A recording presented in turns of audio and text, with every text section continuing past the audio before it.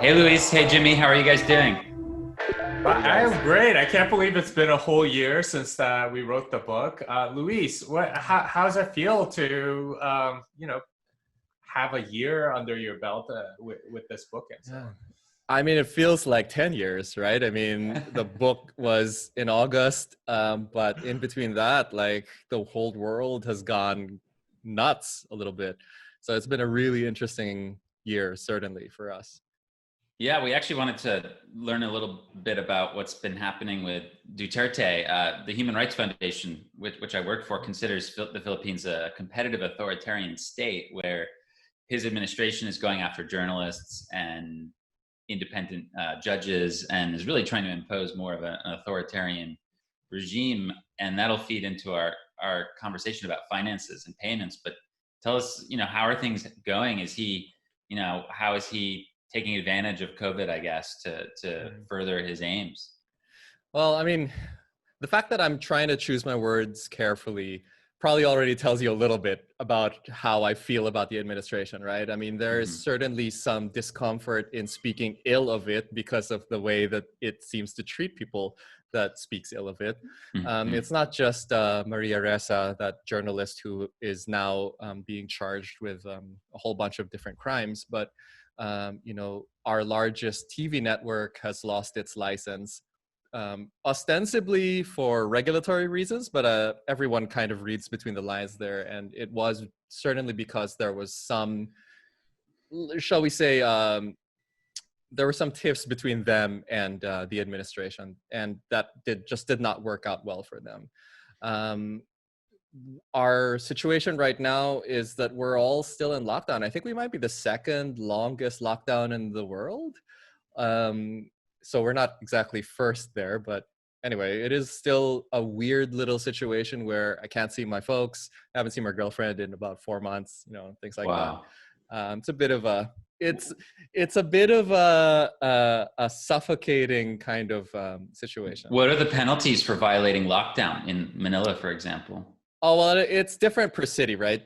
So they might throw you in another lockdown, but like not for very long, certainly, because that would really all that's gonna do is spread the virus if you did have it. Mhm. It's just gonna make things Well, worse. well, from an external observer, I'll just say that it looks like the Philippines is going through what sort of Venezuela went through with Hugo Chavez, where he used his popularity to root out his enemies and opponents and started taking licenses away from TV stations and radio stations and started to extinguish the independent journalism. And it's not looking great, which is why we're excited to talk to you about Bitcoin, because that's one thing he can't stop. Yeah, Yeah, and I mean, how is Bitcoin yeah. these days over in the Philippines? What does it look like, feel like, and how's that helping with respect to some of these issues? Yeah, so I mean, I think the biggest difference for us, like from 2019 to now, so the name of my company is Bloom. We've been kind of a licensed, regulated cryptocurrency exchange out here for about since 2015. So we've been around a while. Um, the biggest difference for us was, because everyone was kind of stuck at home in over the last 4 months, we really started to explore things like peer-to-peer marketplaces. So that's local bitcoins, paxful.com. Then Binance P2p is a new thing that they just kind of launched a couple of months back. And I didn't have high hopes for it when we started looking into it back in February, because the way we look at peer-to-peer is it's kind of like this small part of the crypto market, not a big deal, just lots of little transactions here and there. But over the last 3 months in particular, it's ballooned to be nearly 60% of our company's total trading volume, Wow. just this peer-to-peer stuff. So us on local bitcoins or Paxful or Binance P2p, it's now the single biggest part of our business. And that to me speaks to how interested people are to start really using this stuff. Because the size of these transactions are like $100, maybe $1,000 kind of on the extreme end, but like we're talking small ticket trades here. And we do hundreds of them a day. How are they able to go and do peer-to-peer trading if they're in lockdown? How's that working? Yeah. So this is actually kind of part of a change in the local Bitcoins policy also, right? So they don't actually even do the face-to-face stuff anymore. They use mobile money. They use bank account transfers, things like that. And those tools are available to your average middle-class Filipino. I would say that the banking infrastructure is not great here, but there is still some of that. And so when we do peer-to-peer, none of us are leaving our living rooms or our dining rooms. We're all still just kind of in front of our monitors. But like we seem to have inadvertently found ourselves at the center of this kind of grassroots kind of cottage industry where people are, buying Bitcoin from maybe Bloom and some other institutional traders, and then kind of selling it downstream to people who don't have access. And that's been kind of eye-opening to me. Could you walk us through, let's say like I am your neighbor and I just received 1/10 of a Bitcoin from my family abroad that they remitted to me from their work over the last 6 months. Can you walk us through the different options that I would have in Manila today to turn that into the local currency? Well, I mean, most of your options don't really work right now because the ATMs would require physical access. All of our physical locations, Bloom actually does have these physical outlets where you can do crypto exchange over the counter, but all of that's shut for now. So the only way really is to go online, right? So you go online, you'd go to a place like Local Bitcoins or Paxful.com or Binance P2p. You'd find someone like us. You'd basically try to find a vendor who gives you the best price and can make the deposit directly into your bank account or your mobile wallet or whatever. And you'll usually be able to be done in about 3 to 5 minutes, like pretty fast, right? So I'll have a wire into my account and I've moved to the Bitcoin on and we're proceeding.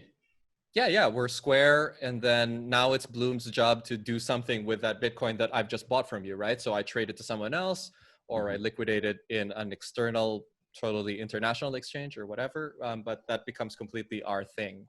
And that's been, again, like the vast majority of our business has suddenly been kind of like overwhelmed by this volume. And I was very, very surprised. I was one of the first people to be kind of skeptical about it. Now I'm Just one more question on that. What is the incentive for someone to shift to more of a, posting their Bitcoin and waiting for someone else individually to peer-to-peer make an offer as opposed to just selling it on a centralized service? Well, mostly just because it's harder, right? The KYC requirements are harder. The amount of time that you would have to wait for an international wire to come in from, say, Bitstamp or Kraken or whatever, that's a long time, right? Here you can do it directly for peso with someone who can speak to you in Filipino, which is, a really big deal because that means they can speak to you directly and someone will guide you through the process if you've never done it before. So those were the kind of things that we're missing from a lot of these kind of more international, global types of exchanges, I think. And Luis, how are people using it? Is it mostly for remittances or are they hedging against inflation in any way? So I would say that maybe only a small, maybe I'd say like less than 10% of people are using it as kind of that as a hedge against the Philippine government. But the vast majority are using Bitcoin to do other things, right? Most of our volume is people buying Bitcoin from us. And they're using that Bitcoin to buy things like iTunes gift cards, Netflix gift cards, Spotify gift cards, whatever. Oh, interesting. And then they're selling it to their neighbors, right? So they're making a little bit of markup on those gift cards. So it's basically, it's a side gig for people who may or may not still have their jobs, right? Because quite a lot of the kind of workforce, especially kind of the more labor intensive type workforce, none of them are really working right now. So everyone is experimenting. And suddenly there's this thing that is pretty easy to access online. And there are enough other Filipinos who are into it. So it's just opening up opportunities. So you would attribute some of this record-breaking Bitcoin activity that's you're seeing in the Philippines, Nigeria, Argentina, et cetera, over the last 6 months. You'd attribute some of that to the lockdown and to government response to COVID. For sure. For sure. I mean, it sounds terrible to kind of say it so optimistically and positively like no, we're just looking for reasons, man. Yeah. Right. Yeah. But like, I mean, we got to find ways to make things work, right? Mm-hmm. I mean, most of these people have either lost their jobs or have been maybe retrenched in an unexpected way. And online opportunities are kind of where it's at right now, mostly because it means you don't have to leave your house. So yeah, it is kind of the situation that we're operating under right now. Okay, so most people are actually buying, and then there's obviously people that are receiving remittances that are selling. That seems to be the market. Yeah, for sure. And like, hey, it's exactly what we wanted Bitcoin to be, right? And it's happening right now. So I mean, I am still kind of amazed, honestly, that it is what it is, right? So, you know, when we celebrate the 2nd anniversary of the Little Bitcoin book, we could talk about like what's happened a year from now, and what else the kind of the developing world has found to kind of that Bitcoin can help with, I think. And what percentage of remittances would you say are using Bitcoin as opposed to something else these days? Oh, so I think that's kind of unknowable, because I think that the space that Bitcoin takes up is the space that used to be just black market or informal remittances. So these are remittances that don't go through the channels that you would normally expect, like the Western Unions of the world. So just to give you like some broad numbers, on average, the Philippines receives about $30 billion in remittances on an annual basis. The estimate is that there's another $45 billion that is invisible, that is coming in through, you know, like dollars in your pocket and you take it on the plane with you, or you're using there's this thing called Hawala, which is kind of like the informal settlement network around the world, right? And all of that stuff is not, it's not part of the statistic because you can't monitor it directly. So it's all just estimates based on kind of anecdotes and things like that. Well, thank you, Luis, for your update on how things are going. Any hopes or dreams that you have for the next year, and what you want to happen in the Philippines and Bitcoin? Well, I mean, so I've got this show. So the other thing that I started doing during the lockdown was I started my own show, taking a page from your book, Jimmy. And our mission is basically to kind of make this crypto stuff a little bit more accessible to the average Filipino. So it's all educational stuff, right? And we do a lot of like scam prevention type stuff, because there's a lot of that right now, and there's going to be more of that as Bitcoin and Ethereum continue to grow in price. And so my main thing right now is just to try to prevent as much of the scam and fraud stuff as possible, because, you know, I mean, God knows Bitcoin can help, but it can also be a tool for, you know, kind of slightly less scrupulous people. So yeah. Well, Godspeed. It's great to hear that Bitcoin's helping people make it work, even in these adverse circumstances. And great to reconnect from all the way around the world. Thanks, guys. Thanks again for joining us, Luis. Cheers, guys. See you later. Bye.